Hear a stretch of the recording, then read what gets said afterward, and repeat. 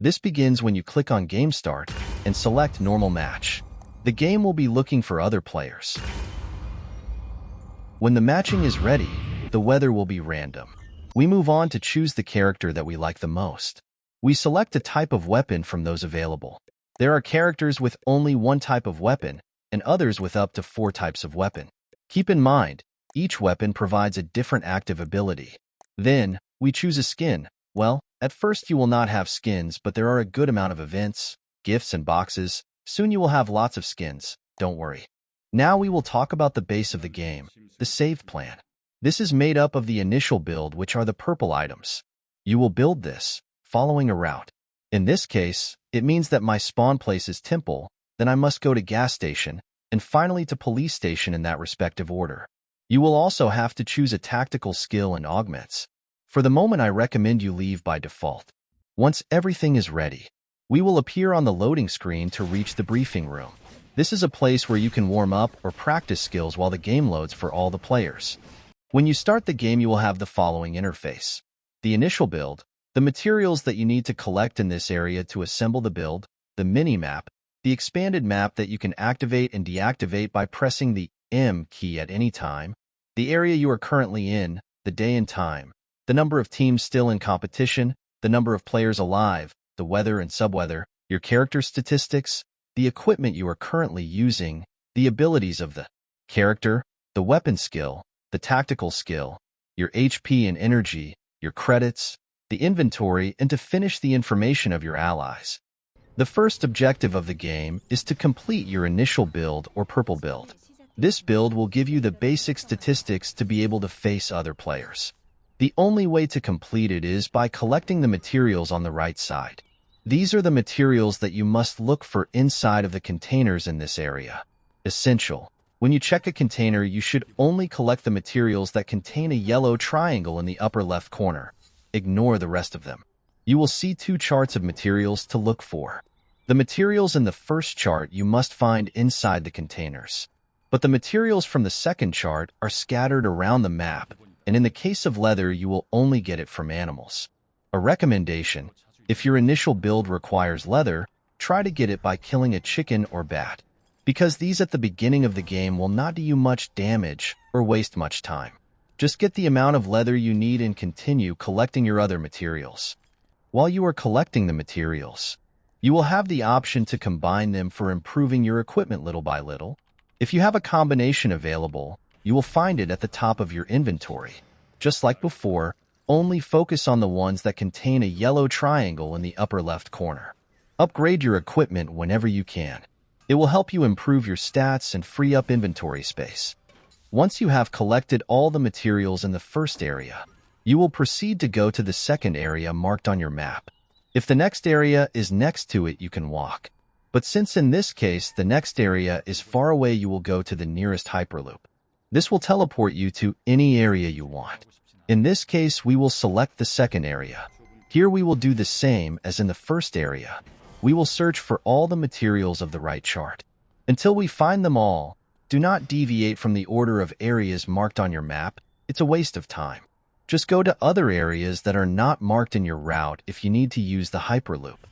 Once all your equipment is purple, you will know that you have finished the initial build.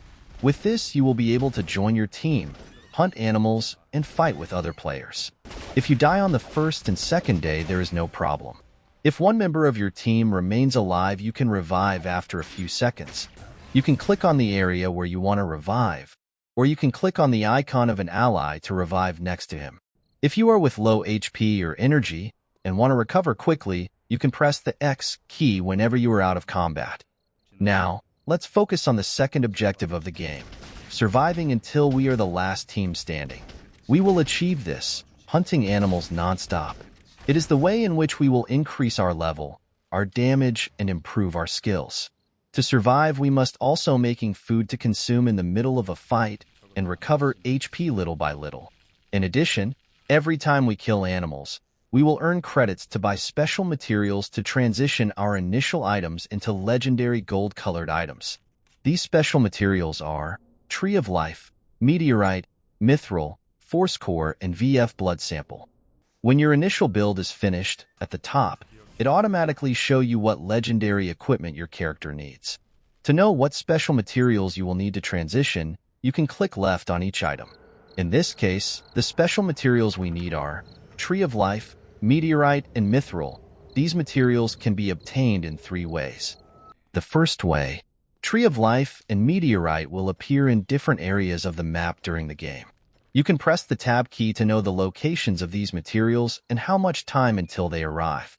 On the other hand, you will get the Mithril on Night 2 if you kill Alpha that appears in 2 random areas.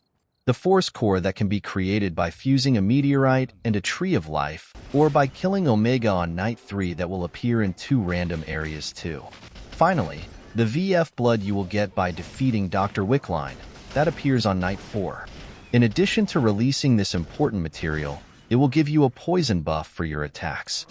The second way, now, the easiest way to get these materials is by hunting animals non-stop, to collect credits and go to a kiosk for buying the material you need. Here is something to add. Remember that I told you that you could only revive if you die on days 1 and 2. Well, if you die after day 3, your allies can revive you through the kiosk using their own credits. If they don't have enough, they will use your credits. The third way, another way to get these special materials, will be through the purple boxes that will fall around the entire map. Their content will be random, and we will not be able to know what material it contains until we open it. In the same way, there are other boxes. Orange boxes that contain good food, and red boxes containing mythical equipment. But what happens if I finish my build and it doesn't automatically recommend legendary items? And I don't know which items to transition to? Well, there is no problem. If you press the V key, you will open an interface where you can select what you wish. In this case, we can select the part of the equipment that we want, and guided by the description, we will choose. In this chart, we will select, clicking on the golden items. One mechanic of the map are the battle zones. These will be chosen randomly on day 2. Each battle zone will have a different buff. We have the increase in damage, defense, and mobility. You can recognize these zones because they will have a unique border around them. Once Night 2 arrives, the battle zones will be activated, locking all the players inside it to fight for a reward. In the battle zone, don't worry if you die here with your entire team, because you will all revive after a few seconds. The reward that you can take from here will be the special crafting materials. While more teams participate in a battle zone, the reward will be better. The first thing you should know is that everyone in the battle zone will have a special countdown. Its name is a corrosion gauge, which after a short time will decrease until the player explodes and dies. The way to prevent this countdown from decreasing is defeating other players, or also staying close to the battle zone shuttle. This artifact will restore the corrosion gauge continuously. Try to always fight around it, and you will not explode. When you are part of the only winning team, by clicking on the right side, you can claim special material for the team. As an additional fact, if you die in the battle zone, you can revive in another place while your team continues fighting inside. But under no circumstances should you try to enter or leave of a battle zone, because otherwise this will happen. Boom! Ending the battle zones will activate the progressive zone closure. The different zones of the map will turn yellow. At the end of the current time, these zones will become red and other zones will be colored yellow, until all areas become red color. If you enter a red area, your detonation time will decrease. This means that if this time reaches 0, you will die immediately. When almost all the zones are closed, 1 or 2 green areas in the map will be enabled like safe zones. This depends how many teams are left in the game. If your team is inside them, its detonation time will not be reduced.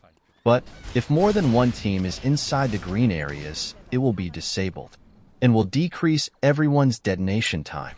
In order to fight and stay alive as long as possible, it is necessary to have food in inventory to use when the time comes.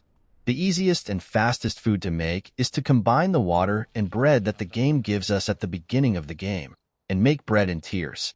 If we want better food that is quick and easy to make, we can collect the meat left behind by some animals when they die and cook it when we are near a campfire. All areas have a security console.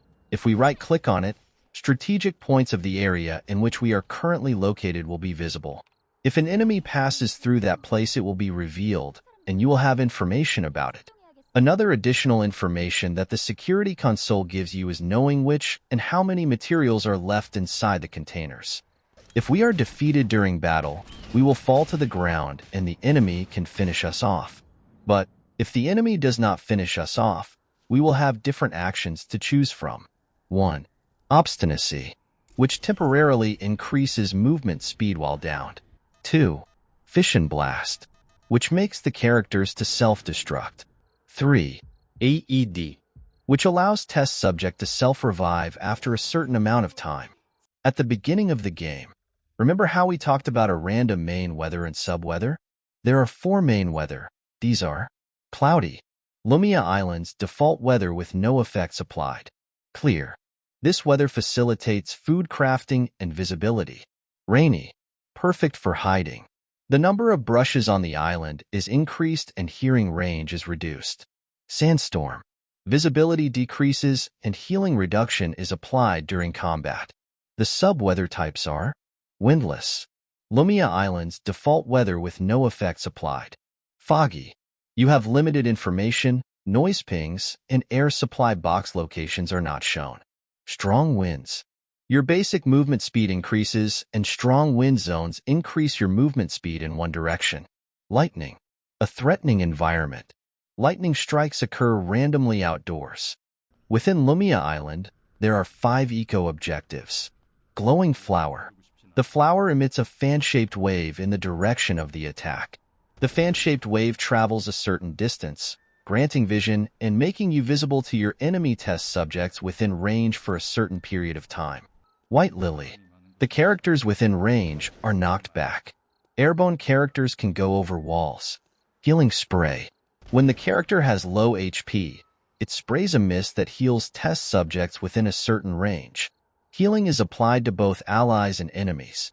Sandy Mushroom. This objective releases Cloud of Sand, granting invisibility within range for a certain period of time. Bomb Fruit. Fruits are released in a fan shape in the direction of the attack, dealing damage. Fruit damage does not affect allies and is proportional to max HP. The fruits also deal additional damage to wild animals.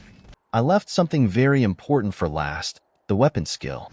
This is a special ability that your character will have, depending on what you have chosen at the beginning. If you choose Aya with the pistol weapon, your weapon skill will increase your movement speed, and you can reload your gun even faster. After a certain number of hits, your basic attack speed is increased. If you choose her with the assault rifle, your weapon skill instantly reloads your ammo, increases your attack speed, extra basic attack damage, and ignores the attack speed cap. If you choose her with sniper rifle, your weapon ability activates ballistic advantage in the specific direction. Fire both crippling shot and dead to rights in the targeted direction, dealing damage. An interesting detail is that all characters who have that weapon have the same weapon skill. For example, here you can see Bernice using the same weapon skill as Aya, because he is a sniper rifle user too. The weapon skill will increase its damage as you hunt animals and fight, so don't waste a second, because your enemies will become stronger. We have reached the end. If you have any questions, you can leave them in the comments box, and I will answer them. Thanks for watching the video. Good luck in your games, and you're welcome for future games you win.